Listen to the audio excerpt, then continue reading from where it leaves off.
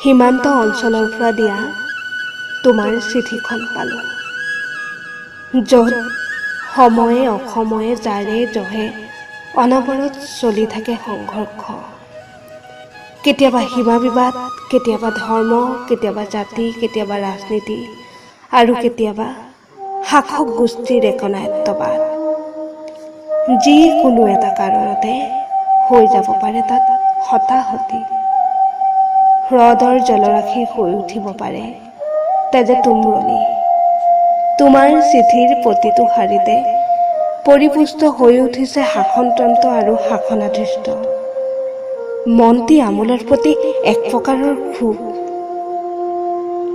হিমালয়ৰ পাদদেশৰ অপৰূপা প্ৰকৃতিৰ মাজত থকা তোমাৰ গাঁওখনৰ সপোন সপোন ছবিখন মই ইয়াৰ পৰাই চাই থাকোঁ। পিছফুলে চাগে গুলপীয়া কৰিছে তোমাৰ ঘৰৰ পদূলিমুখ। চেৰি আৰু প্লাম দুজোপাও বৰষুণৰ পানী পাই চাগে কঁপি উঠিছে, নহয়নে? অহা বসন্তত আহিম তোমাৰ ওচৰলৈ, পিছফুলৰ কাষতে বহি নীলা আকাশখন তোমাৰ সৈতে একেলগে চাম। আপেলৰ বাগিচাখনত দুয়ো একেলগে খোজকাঢ়িম। বৰফে ঢকা পাহাৰীয়া বাটটোৰে আমি যোজন মাইল উজাই যাম। আশা কৰোঁ বসন্ত ঋতুৰ আগেই সীমান্তৰ সকলো সংঘৰ্ষ অন্ত পৰিব। তোমাৰ বিষম মনটো তেতিয়ালৈকে ফৰকাল হ'ব। সীমান্তত নাথাকিব যুদ্ধ অথবা ঘৃণাৰ আখৰা।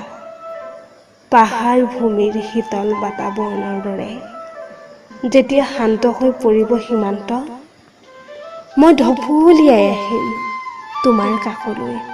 তোমাৰ দুবাহুত মূৰ থৈ কিছু সময় কান্দিম।